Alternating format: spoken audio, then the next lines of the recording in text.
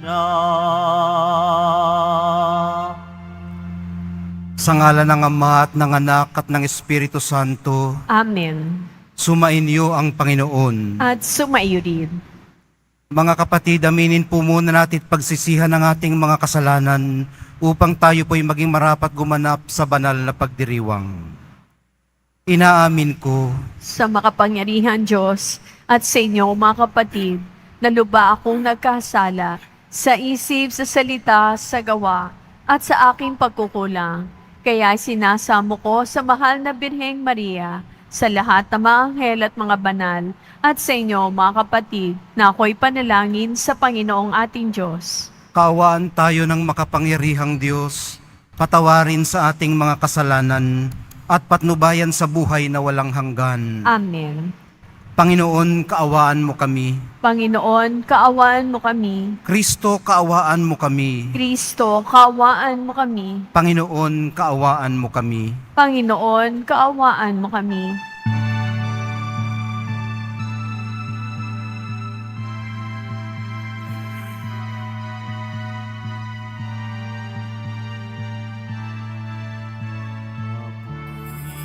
Sa Diyos, sa kaitaasan, at sa lupa'y kapayapaan sa mga tao, pinagulugan niya. Pinupuri ka namin, pinarangal ka namin, sinasamba ka namin, ipinagbubunyi ka namin, pinasasalamatan ka namin, dahil sa dakila mong angkin, kapurihan, Panginoong Diyos, Hari ng langit, Diyos amang makapangyarihan sa lahat. Panginoong Jesucristo, bugtong na anak, Panginoong Diyos, Kordero ng Diyos, anak ng Ama. Ikaw na nag-aalis ng mga kasalanan ng sanlibutan. Maawa ka sa amin. Ikaw na nag-aalis ng mga kasalanan ng sanlibutan. Tanggapin mo ang aming kahilingan. Ikaw na naluluklok sa kanan ng Ama, maawa ka sa amin, sapagkat ikaw lamang ang banal, ikaw lamang ang Panginoon. Ikaw lamang, O Jesucristo, ang kataas-taasan, kasama ng Espiritu Santo sa kadakilaan ng Diyos Ama. Amen. Amen.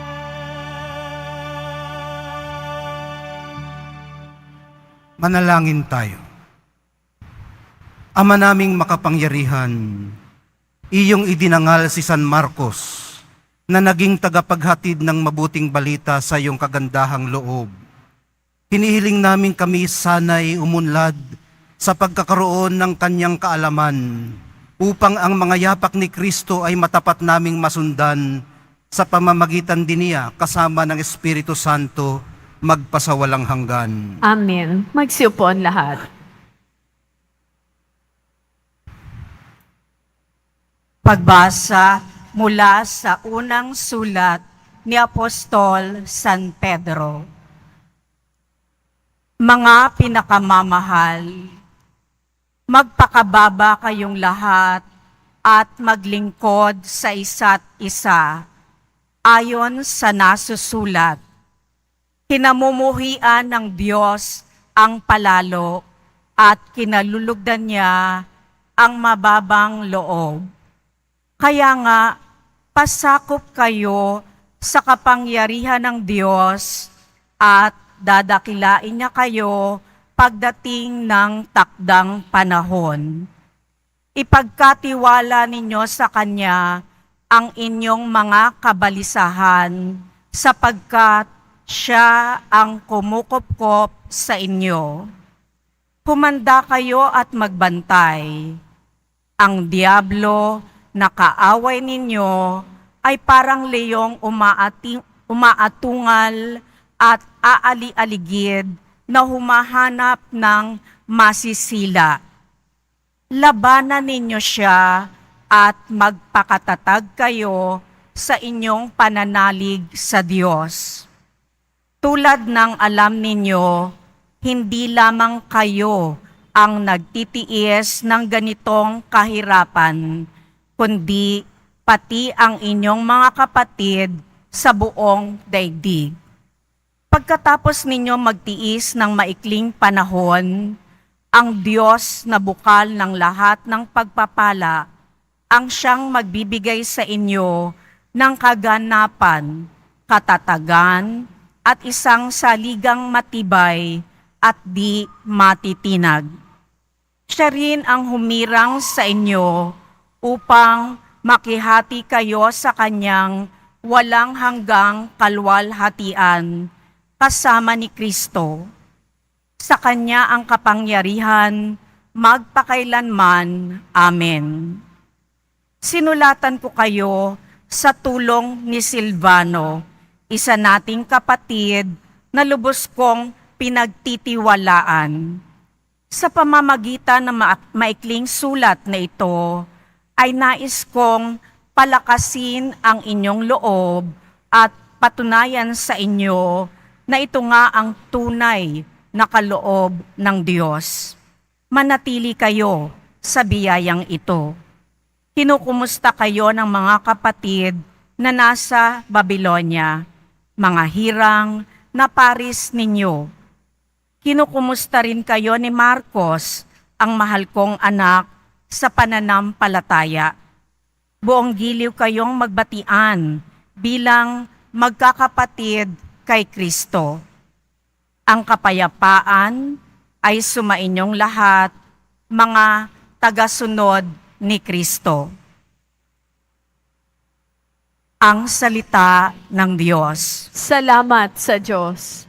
Pag-ibig mong walang maliw ay lagi kong sasambitin. Pag-ibig mong walang maliw ay lagi kong sasambitin. Pag-ibig mo poon na di nagmamaliw, ang sa tuwi-tuwinay aking aawitin. Ang katapatan mo'y laging sasambitin. Yaong pag-ibig mo'y walang katapusan, sintatag ng langit ang iyong katapatan. Pag-ibig mong walang maliw ay lagi kong sasambitin. Umaawit silang nilikha sa langit, ang iyong ginaway siyang dinadalit. Ang katapatan mo poon ay inaawit. Sinong kaparis mo doon sa itaas? Walang ibang Diyos na iyong katulad.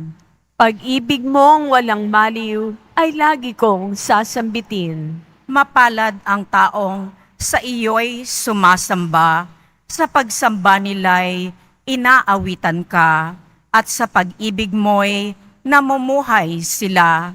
Sa buong maghapon, ika'y pinupuri, ang katarungan mo'y siyang sinasabi. Pag-ibig mong walang maliw ay lagi kong sasambitin. Magsitayong lahat.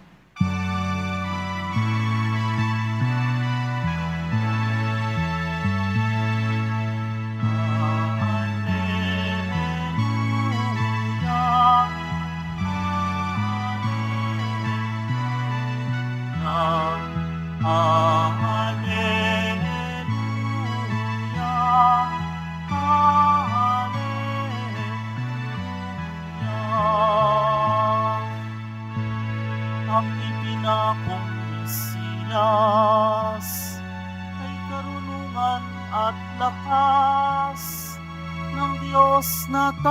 tagapagligtas.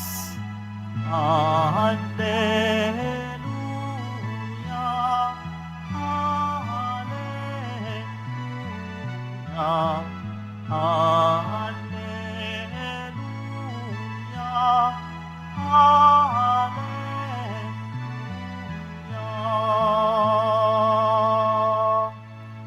Sumainyo ang Panginoon. At sumaiyo din. Ang mabuting balita ng Panginoon ayon kay San Marcos. Papuri sa iyo, Panginoon. Noong panahong yun, nagpakita si Jesus sa 11 alagad at sinabi niya sa kanila, "Humayo kayo sa buong sanlibutan at ipangaral ninyo sa lahat ang mabuting balita. Ang sumampalataya at mabinyagan ay maliligtas. Ngunit ang hindi sumampalataya ay parurusahan. Ang mga sumasampalataya ay magtataglay ng ganitong tanda ng kapangyarihan. Sa pangalan ko'y magpapalaya sila ng mga demonyo at magsasalita ng ibang wika. Sila'y hindi maaano dumampot man ng ahas o uminom ng lason. At gagaling ang mga may sakit na mapatungan ng kanilang mga kamay. Pagkatapos magsalita sa kanila, ang Panginoong Hesus ay iniakyat sa langit at lumuklok sa kanan ng Diyos. Humayo nga ang mga alagad at nangaral sa lahat ng dako. Tinulungan sila ng Panginoon sa gawaing ito. Pinatotohanan niya ang salitang kanilang ipinangangaral sa pamamagitan ng kapangyarihang gumawa ng himala na ipinagkaloob niya sa kanila. Ang mabuting balita ng ating kaligtasan. Pinupuri ka namin, Panginoong Hesukristo. Magsupon lahat. Ano po yung mga bumabalisa sa inyo? Sa epistola ni Apostol Pedro na una nating binasa, sinasabi niyang hindi lamang sila ang nagtitiis ng ganitong kahirapan, kundi ang mga kapatid sa buong daigdig. Para sa mga pinag-uukulan niya ng kanyang sulat, ninormalize po niya ang pakiramdam na ito. At ina-assure po niyang hindi sila nag-iisa sa pagdaranas nito. Kung totoo po ito sa kanila noon, totoo pa rin po ito sa atin ngayon. Kaya ang payo po niya, magpakumbaba at ipagkatiwala ito sa kapangyarihan ng Diyos,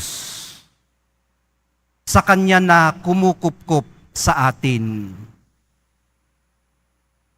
At habang ipinagpapasa Diyos po natin ang ating pagkabalisa, gawin din po natin ang ating bahagi, ang humanda at magbantay, dahil nariyan lamang ang evil one, nakaabang, naghihintay ng pagkakataong hablutin tayo sa kumukupkup sa atin. So, ano nga ba ang mga dapat nating ikabalisa? Marami naman ho talagang kabali-balisa.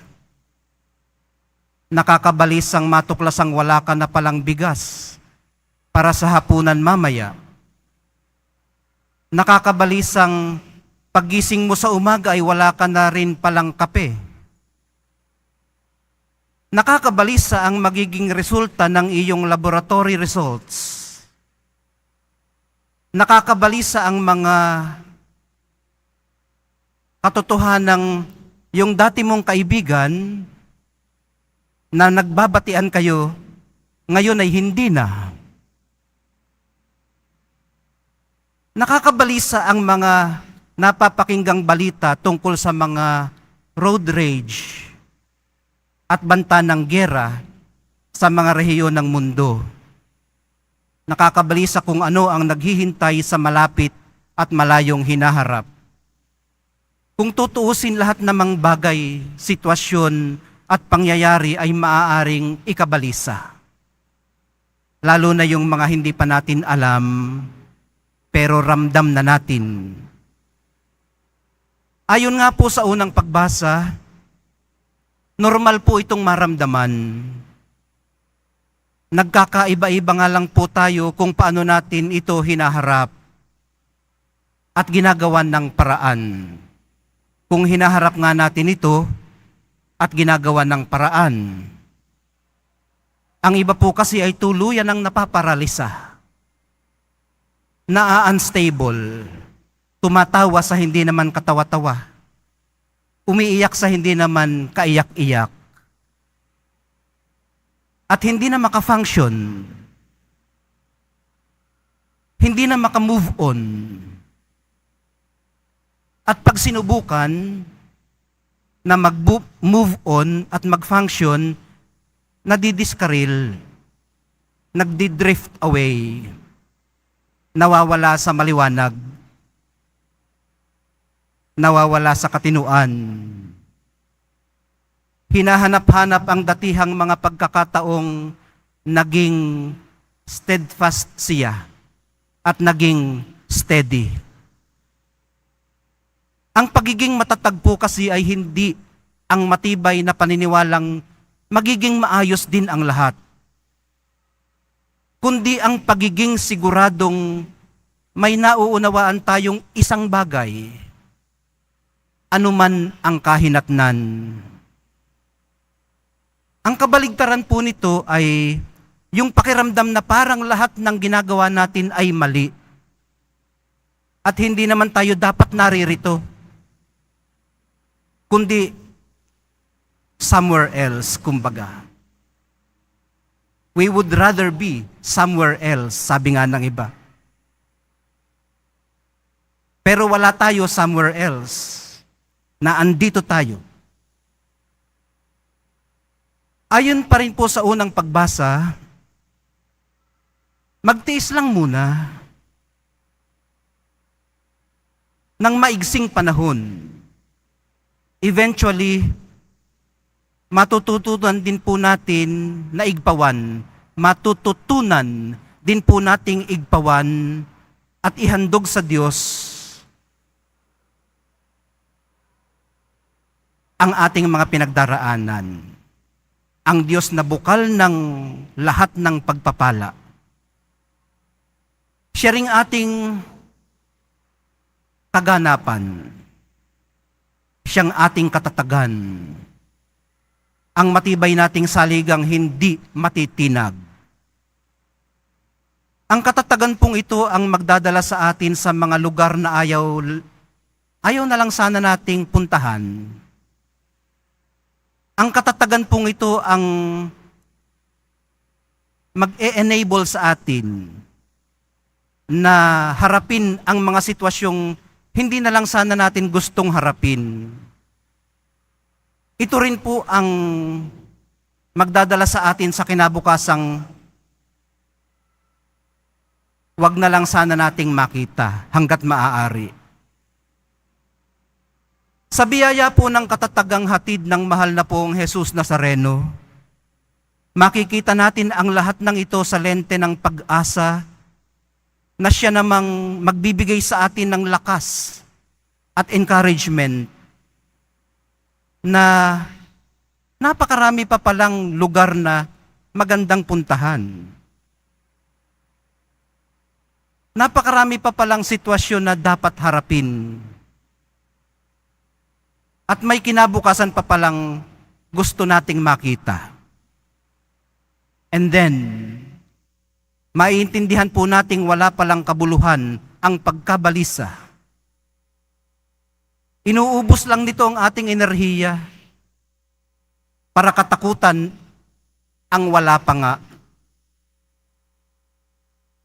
Malalaman din po natin kung ano ang ibig sabihin para sa atin ng pakikihati sa walang hanggang buhay sa kaluwalhatian kasama ni Kristo.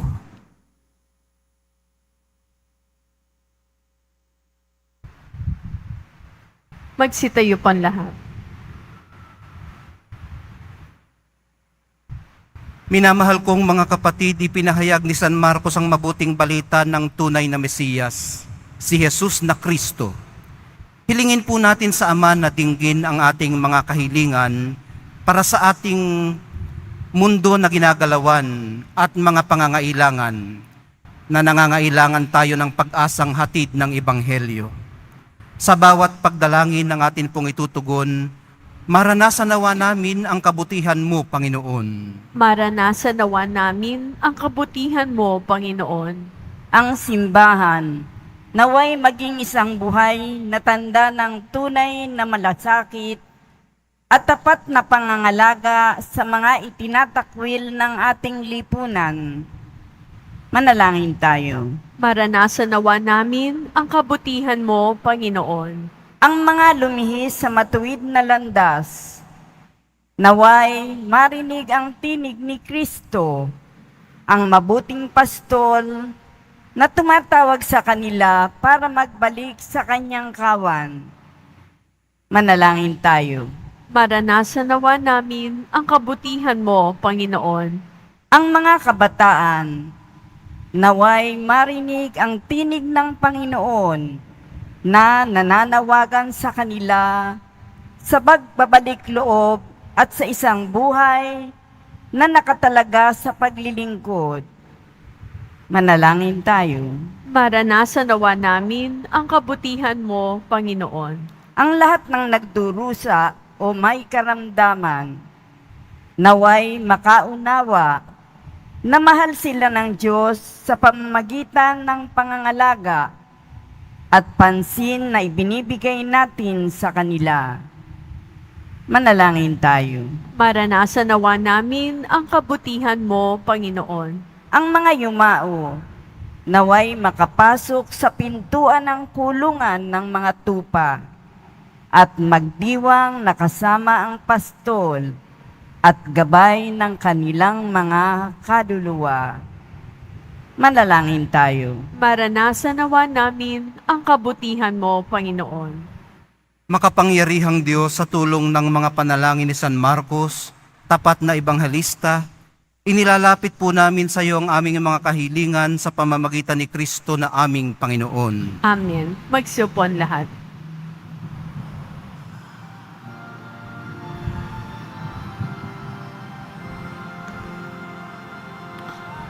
Tanggapin mo, O Panginoon, ang alay ng bayang nagdiriwang. Puhunan mong bigay ang alak at tinapay, handog ng pagkabuhay.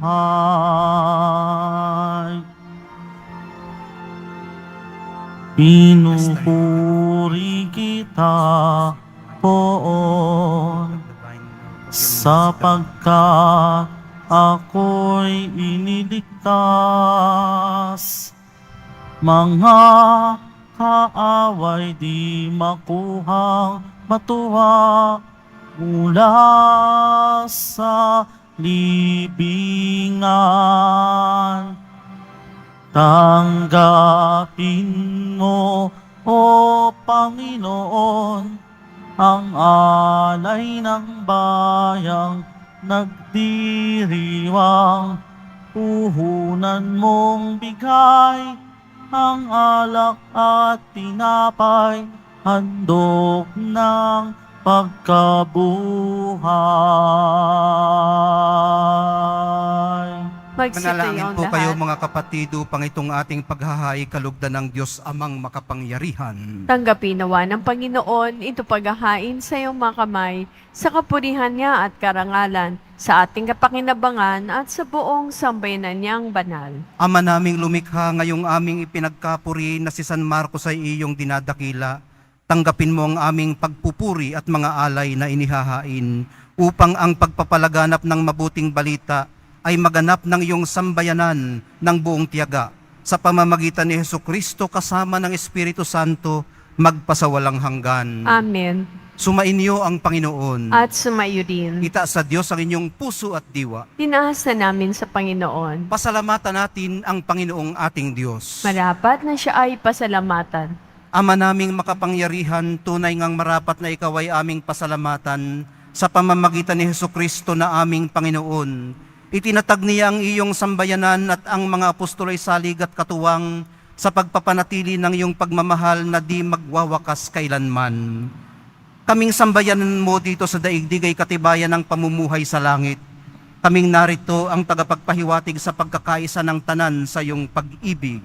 Kaya kaisa ng mga anghel na nagsisiawit ng papuri sa iyo, nang walang humpay sa kalangitan, kami nagbubunyi sa iyong kadakilaan. Ang tanang kabanalan, kaya't sa pamamagitan ng iyong Espiritu gawin mong banal ang mga kaloob na ito, upang para sa amin maging katawan at dugo ng aming Panginoong Hesukristo.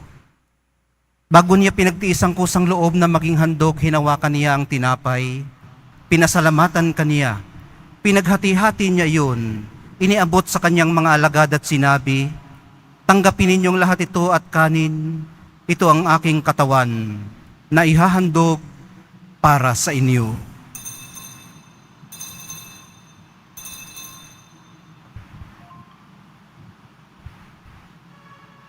Gayon din naman noong matapos ang hapunan, hinawakan niya ang kalis. Muli kanyang pinasalamatan. Iniabot niya ang kalis sa kanyang mga alagad at sinabi, "Tanggapin ninyong lahat ito at inumin. Ito ang kalis ng aking dugo, ng bago't walang hanggang tipan. Ang aking dugo na ibubuhos para sa inyo at para sa lahat, sa ikapagpapatawad ng mga kasalanan. Gawin ninyo ito sa pag-alaala sa akin."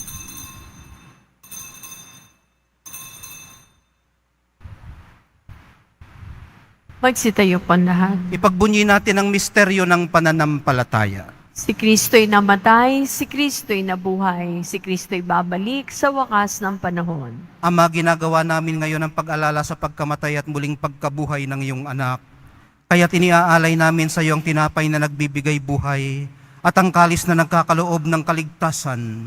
Kami nagpapasalamat dahil kami iyong minarapat na tumayo sa harap mo para maglingkod sa iyo. Isinasamo namin kami magsasalo-salo sa katawan at dugo ni Kristo ay mabuklod sa pagkakaisa sa pamamagitan ng Espiritu Santo. Ama, lingapin mo ang iyong simbahang laganap sa buong daigdig.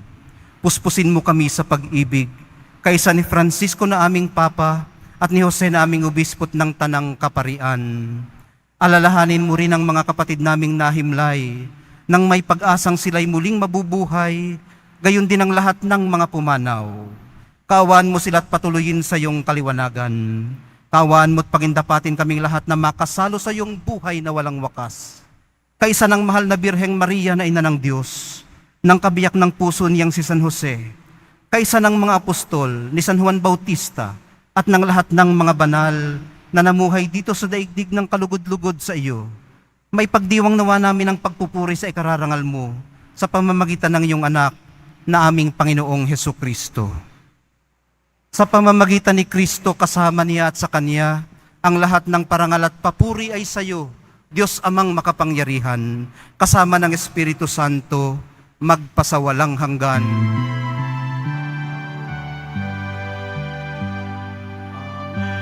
Amen, amen, amen.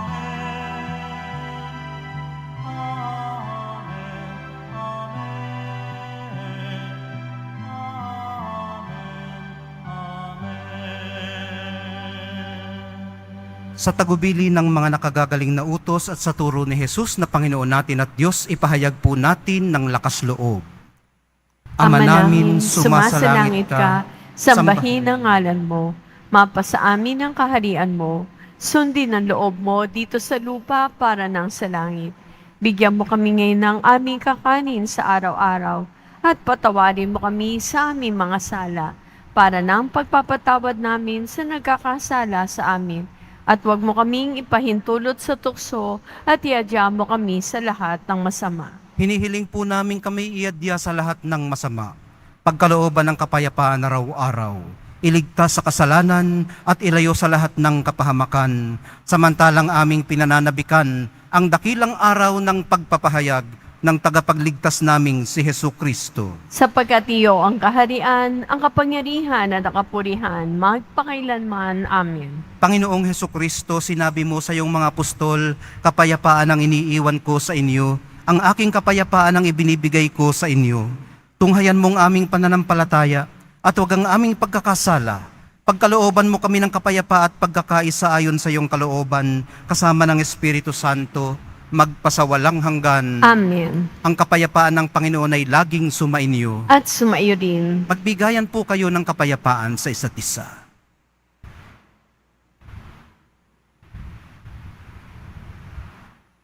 Kordero ng Diyos na nag-aalis sa mga kasalanan ng sanlibutan, maawa ka sa amin. Kordero ng Diyos na nag-aalis sa mga kasalanan ng sanlibutan, maawa ka sa amin. Kordero ng Diyos na nag-aalis sa mga kasalanan ng sanlibutan, ipagkaloob mo sa amin ang kapayapaan. Magsilod ng lahat. Ito ang kordero ng Diyos. Ito ang nag-aalis ng kasalanan ng sanlibutan. Mapapalad ang mga inaanyayahan sa piging ng kordero. Panginoon, hindi ako hindi ako karapat-dapat na magpatuloy sa iyo, ngunit sa isang salita mo lamang ay gagaling na ako.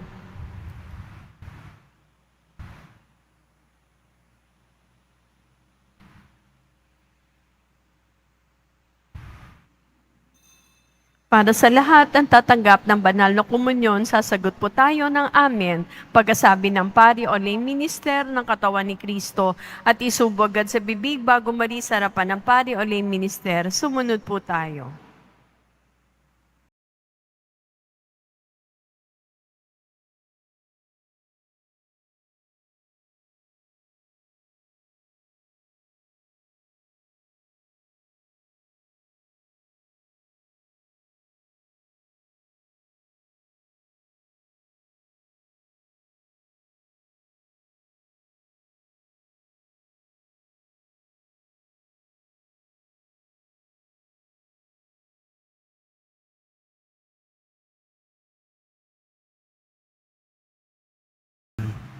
Ang pagsasalo-salo namin ngayon sa iyong banal na dambana ay magpabanal nawa sa amin, at ang banal na pakikinabang ay magpatatag nawa sa mabuting balitang ipinangaral ni San Marcos sa pamamagitan ni Jesucristo kasama ng Espiritu Santo, magpasawalang hanggan. Amen. Sumainyo ang Panginoon. At sumayo din. Mahal na poong Jesus Nazareno, inihayag mo sa pamamagitan ng krusang walang maliw na pag-ibig ng Diyos sa sangkatauhan.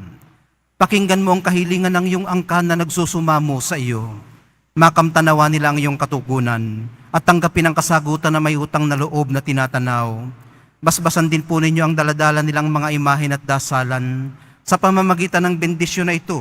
Naway maalala po nila ang mga pangako nila noon sa binyag na ikaw ang kanilang iibig at paglilingkuran bilang Panginoon, magpasawalang hanggan. Amen. At pagpalain kayong lahat ng makapangyarihang Diyos, Ama, Anak, at Espiritu Santo. Amen. Tapos na po ang misa, humayo kayong taglay ang kapayapaan ng poong Jesus Nazareno. Salamat sa Diyos.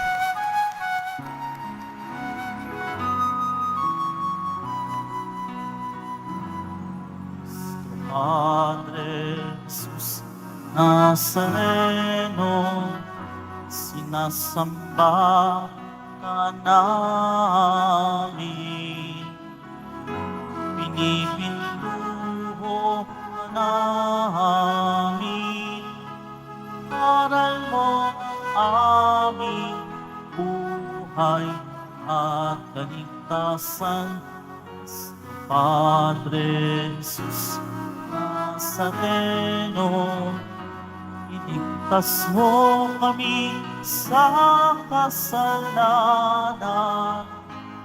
Ang krus mong kinamatayan ay sagisag ng aming kaligtasan.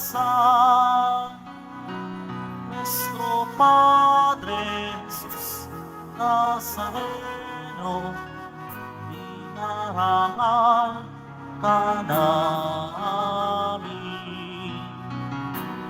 Nuestro Padre Jesus Nazareno, iwalhati namin. Nuestro Padre Jesus Nazareno,